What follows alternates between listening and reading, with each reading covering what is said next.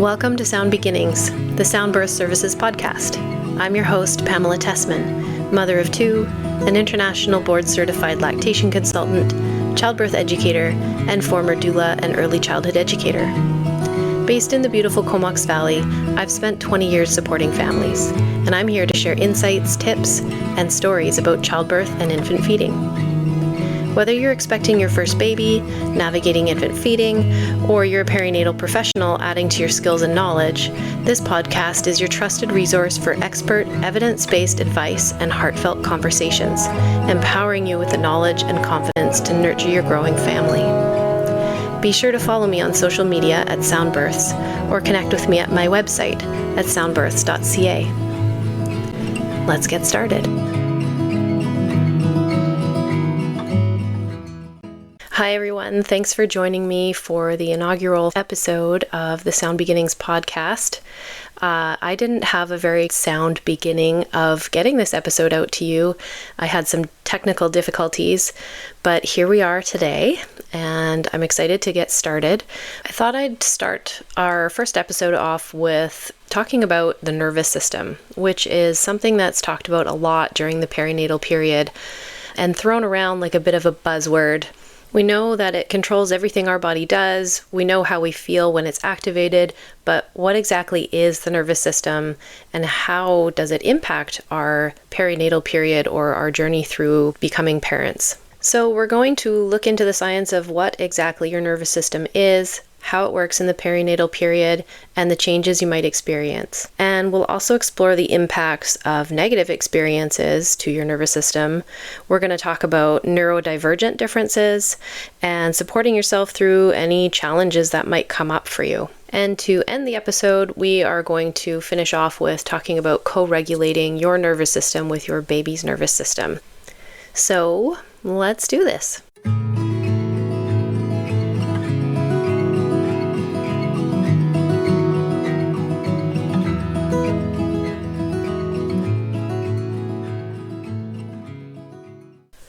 So what is this nervous system thing that everybody keeps talking about, and what do you do with it? So the nervous system is split into two parts: the central nervous system, which is the brain and the spinal cord, and the peripheral nervous system, which is all the rest of the nerves that spread throughout the body, which lead from the spine. So within that peripheral system, so the system of the nerves that lead from the spine to the rest of the body, in that system we have two key players, the sympathetic and the parasympathetic nervous systems. With the sympathetic nervous system, we are kicked into gear to either fight or flight. So if you run into a bear while you're hiking in the woods, this is going to be the system that helps you either fight or run away. Gets your adrenaline flowing, quickens your heart rate and your breathing, directs blood flow to all your muscles so that you have lots of power to do what you need to do. And then there's the parasympathetic nervous system, which basically helps us unwind and recharge. It's our rest and digest mode. So it slows our heart rate. It sends blood flow back to your digestive system so that you can digest your food, and it conserves your energy for the everyday functions within the body. So it's like a fine-tuned motor. And with the sympathetic nervous system, works in balance to keep your body functioning properly. So one kicks in when the fight or flight response is over, the other kicks in to calm you down. So I'm sure you can imagine that if you're stuck in that fight or flight response for a really long time, it can be damaging to your overall health. So if you've had a traumatic experience or a really stressful experience and your body is having this hard time coming down from it, your heart rate is always going to be high, which can affect your blood pressure. Your adrenaline is always going to be pumping through your body, and this becomes really unhealthy. And so sometimes we need a little bit of extra help to get back to that parasympathetic nervous system state to calm us down and get us back to that regular healthy functioning that our body does.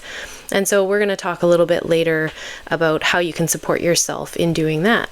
So if you know me, You know that I love nerding out about sciencey stuff, and so I'm really excited to share this next part about how pregnancy affects the brain, which again is the main piece of our nervous system. Stay tuned, it's wild.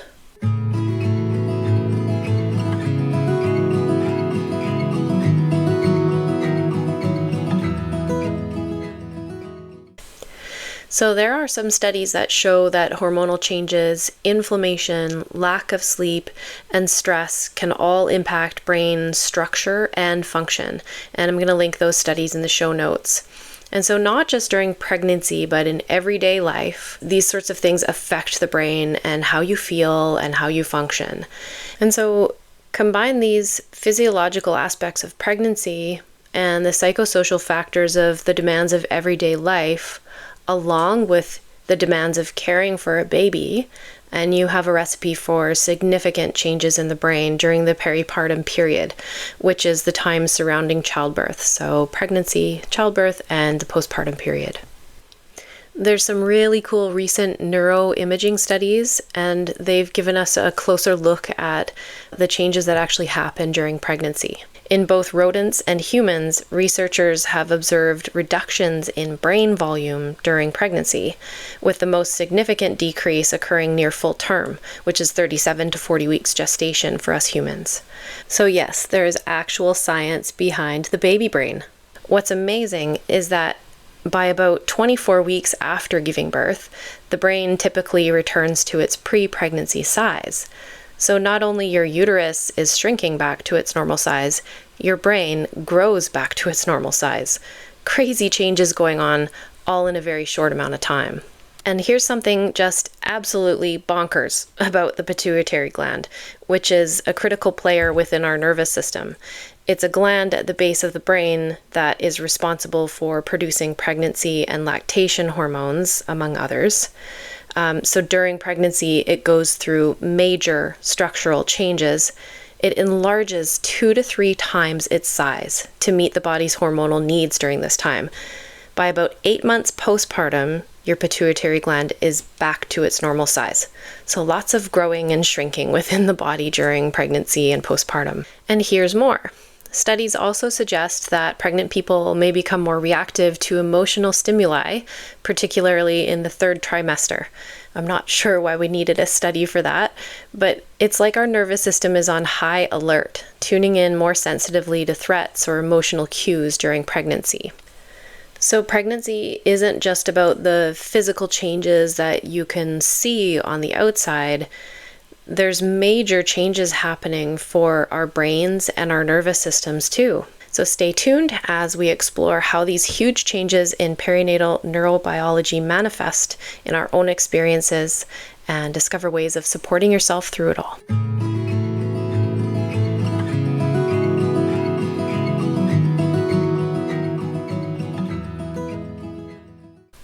So as we explore how pregnancy affects our nervous system, let's dive into how these changes show up in our day-to-day lives as expecting or new parents. You might be wondering about those brain changes, that reduction of size during pregnancy. It sounds scary, right? But it turns out it's all just a part of the brain's natural adaptation to your pregnancy. It's protecting itself. So instead of seeing it as a decline, think of it as a smart shift.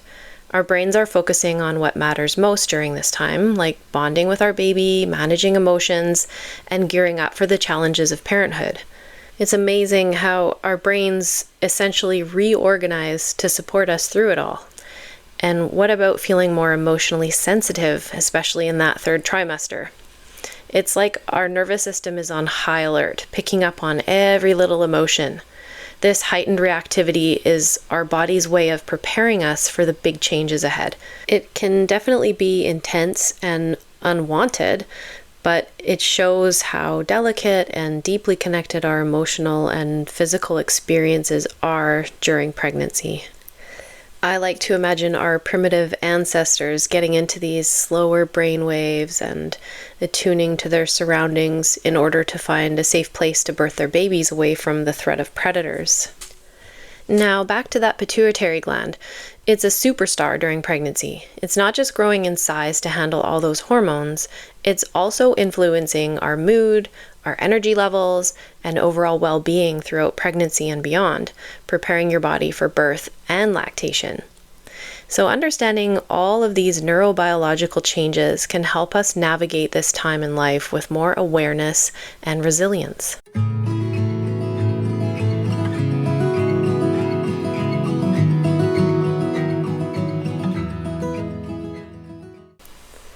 Now that we understand how pregnancy rewires our brains and amplifies our emotional responses, what about how it works for birth? Let's talk about how the nervous system gets things rolling and keeps them going during labor and birth. So picture this. Nearing the end of pregnancy, your baby's getting cozy and growing bigger. Meanwhile, stretch receptors in your uterus are like little messengers. They're sending up signals through your nervous system to your brain saying, hey, we're ready for this labor thing.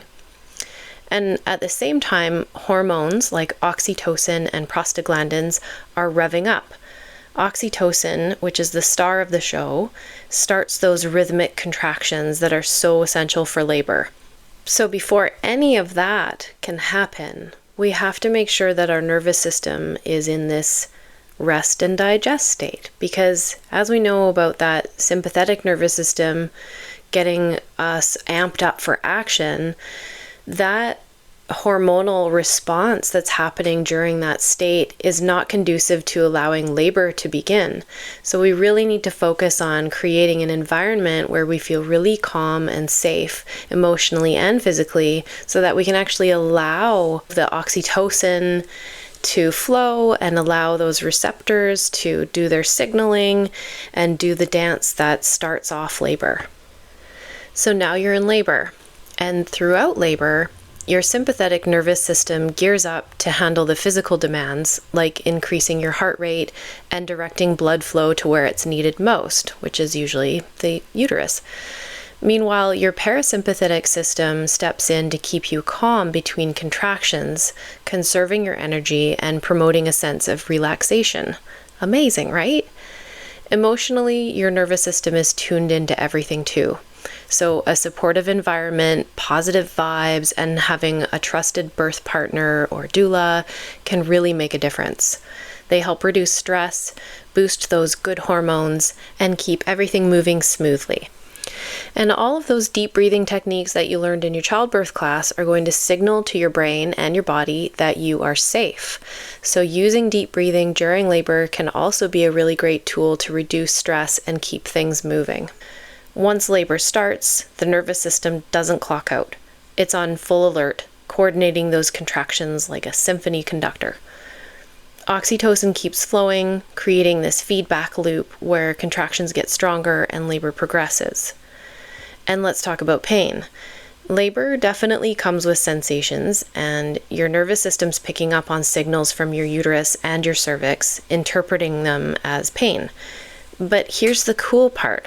The brain also releases endorphins, those natural feel-good chemicals. They help take the edge off, and if you're lucky, can even give you that birth high feeling.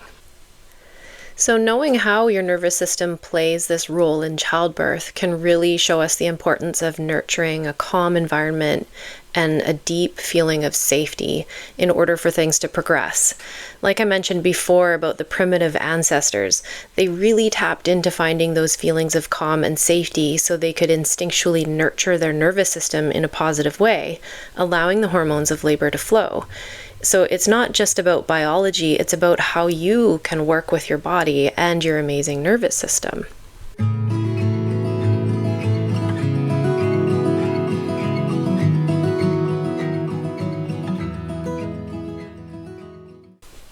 Okay, so now let's talk about some common challenges that show up for us during our perinatal period and how we can support ourselves through them while also co-regulating with our babies. Co-regulating with our baby is essentially tuning into their cues and responding appropriately, and I'm going to talk more about that later.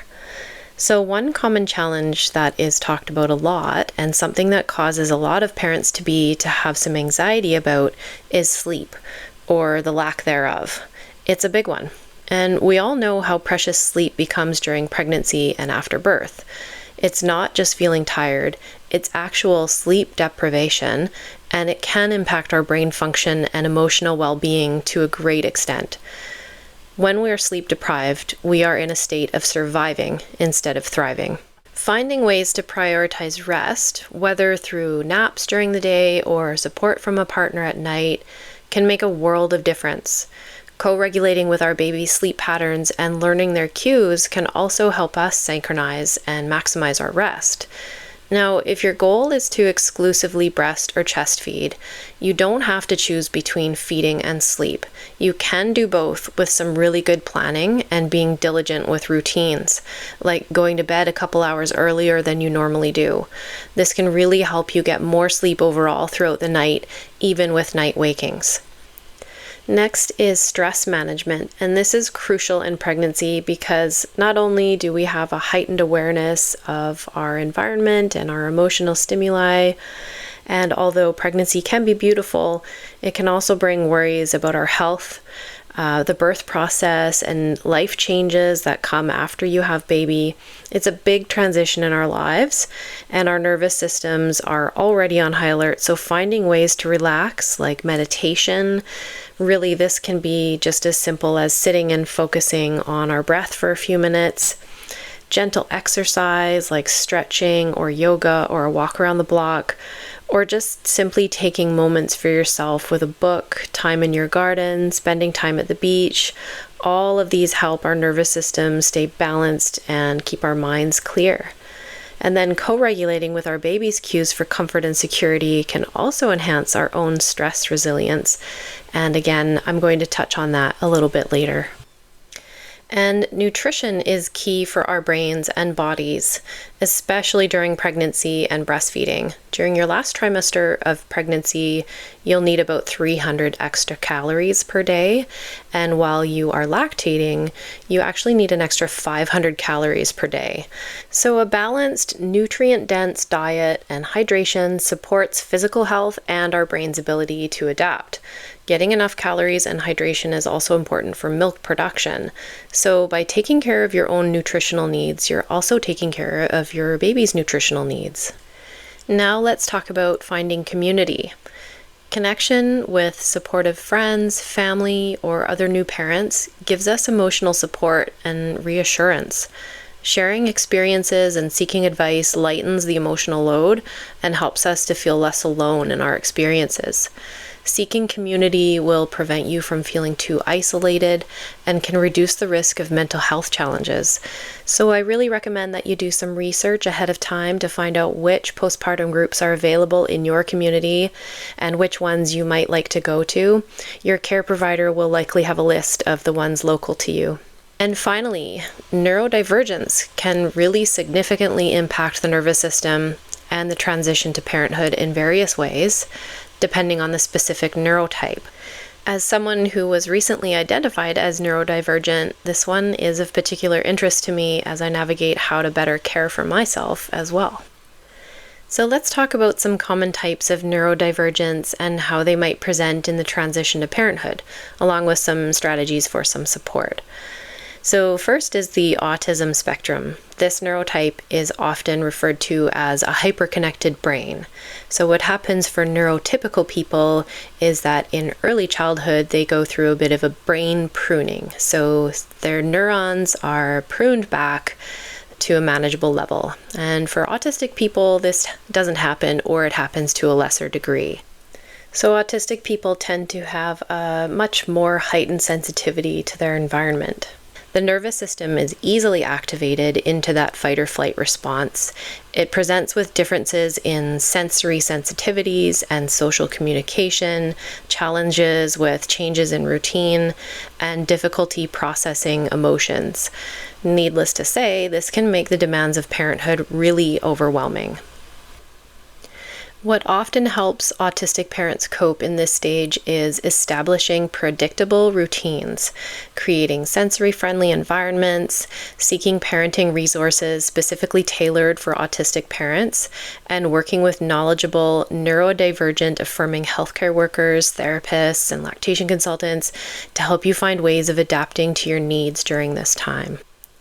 Another common neurodivergence is attention deficit hyperactivity disorder, or ADHD. Folks with ADHD have differences in impulsivity, distractibility, and difficulty with time management, making it challenging to juggle the demands of parenting. Some helpful support tools I suggest are using organizational tools and strategies like phone reminders or alarms, or one that I just heard about that's called Stop, Think, Do, which is essentially stopping yourself from, let's say, walking out the door to get groceries and thinking about what you need first, like bags, keys, purse, etc. Then you can leave to do the thing. This ideally leaves you feeling a little bit less scattered and disorganized. Then there's breaking tasks into manageable steps, taking breaks in between for a little reward, and finally, seeking support from partners or family members. And there's medications also that are generally safe to take while pregnant and breast or chest feeding, and you'll work with your care provider to manage which ones and the dosage. Another neurotype that requires extra care during the perinatal period is dyslexia and other similar learning differences. These folks often experience difficulties with reading, writing, and organization, making it difficult to absorb information when they're learning about childbirth, lactation, postpartum wellness, infant care, etc. So using assistive technologies for reading and organization, like visual tools or audiobooks and podcasts, seeking help from a care provider or lactation consultant who's versed in neurodivergence for help in establishing systems for you. This can really be beneficial in helping you feel confident and capable as a parent.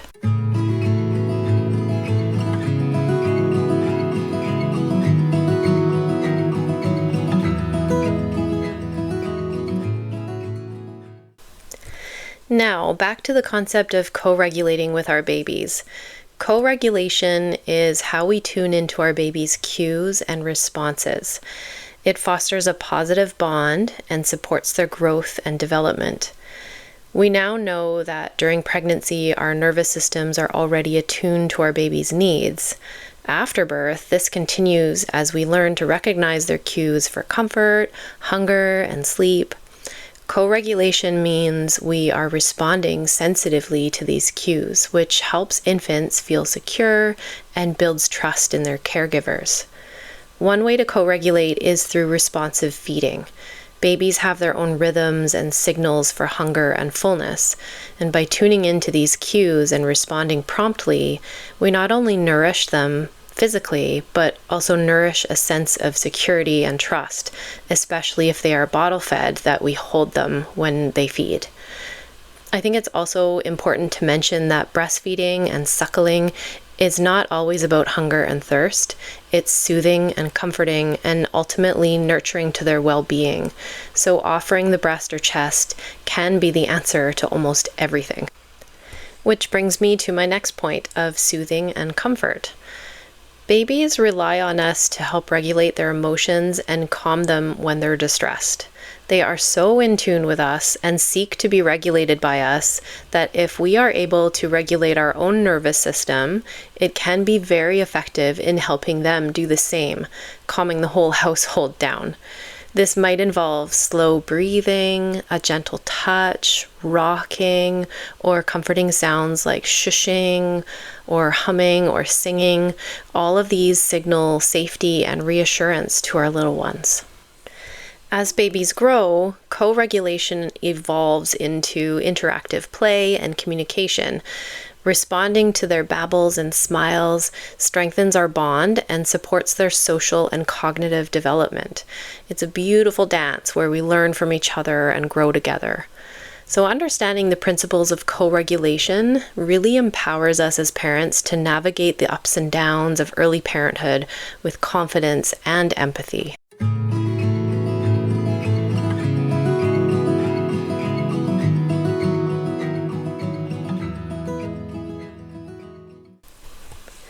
Now, what if there are negative impacts like birth trauma or other previous negative events like loss of a loved one or a big life change? These experiences can disrupt our nervous system's balance, placing us in a prolonged state of fight or flight in that sympathetic nervous system activation, and affect our ability to respond sensitively to our baby's cues. This has big impacts on our health and well-being and can lead to sleep disturbances, lack of appetite, feelings of fear, anxiety, or even post-traumatic stress disorder, making it challenging to connect with our baby during those early days. The stress hormone called cortisol that is released during times of high stress or trauma can also disrupt the production of lactation hormones, making it difficult to build and maintain a robust milk supply. Managing these challenges requires deep, compassionate care and proactive strategies. Seeking support from healthcare professionals or therapists trained in perinatal mental health can provide valuable resources and guidance, and I will link some resources in the show notes. Processing your birth experience and developing some coping mechanisms for stress are really essential steps towards your healing and creating a nurturing environment for you and your baby. I often help folks process their birth experience when I see them for lactation help, because helping you find a parasympathetic nervous system state is what's going to help you feed your baby and have less stress around it and feel good about your parenting. And then additional factors like sleep deprivation can make these challenges worse. Lack of sleep not only impacts our own cognitive function and emotional stability, but it can also hinder our ability to attune to our baby's needs. I mentioned that survival mode, right? When you're just surviving, it's so hard to be well enough to care for your baby. So treating your stress or trauma while establishing a good sleep routine and getting help from partners or family members or a postpartum doula can really help alleviate the effects of sleep deprivation. And I really, really recommend planning for this. So talk with your partner about who you want in your home for support, who you're comfortable with, where is the baby going to sleep. I recommend your baby sleeps in the same room as you. This doesn't mean that you need to co-sleep, but rooming in is going to make things a lot easier. It's way less disruptive in the middle of the night when you're not having to leave your bedroom to go into a new room and turn on lights to feed your baby and whatnot. So have a chat with your partner, plan your sleep arrangements, and you'll be so happy you did. Now, if things go beyond some sleep deprivation and some regular normal feelings of baby blues, sometimes what can happen is postpartum depression or anxiety creep in. This is when your mood doesn't get better after about 2 weeks. Things continue on and you're still feeling blues, or you're having anxiety or intrusive thoughts that are really disrupting your ability to function throughout the day. And these can further complicate our ability to co-regulate with our baby. So it's really important to prioritize self-care and seek out some professional support if you're experiencing some of these symptoms. The treatments available could include therapy or medication or support groups tailored to perinatal mental health. And finally, substance use disorder during pregnancy or postpartum can negatively affect both our nervous system and our baby's development. So seeking non-judgmental help and support for substance use disorder is extremely valuable for ensuring a safe and nurturing environment for you and your baby's growth. So speak to your care provider if you're struggling with addiction so you can get the help you need and deserve. So navigating all these various challenges requires understanding, resilience, and a supportive network. By addressing these factors and prioritizing our own mental and physical health, we enhance our ability to support our own nervous system, reduce time spent in the sympathetic nervous system state or fight or flight, co-regulate with our baby, and foster a positive environment for their well-being. If you need extra support during your pregnancy or postpartum, please reach out to your care provider or find a trusted friend or family member to help you navigate the steps needed to find support for your health and well-being. And of course, as your childbirth educator and lactation consultant, I'm also equipped with some resources to refer you to, so please reach out and ask me for those if that's something that you need.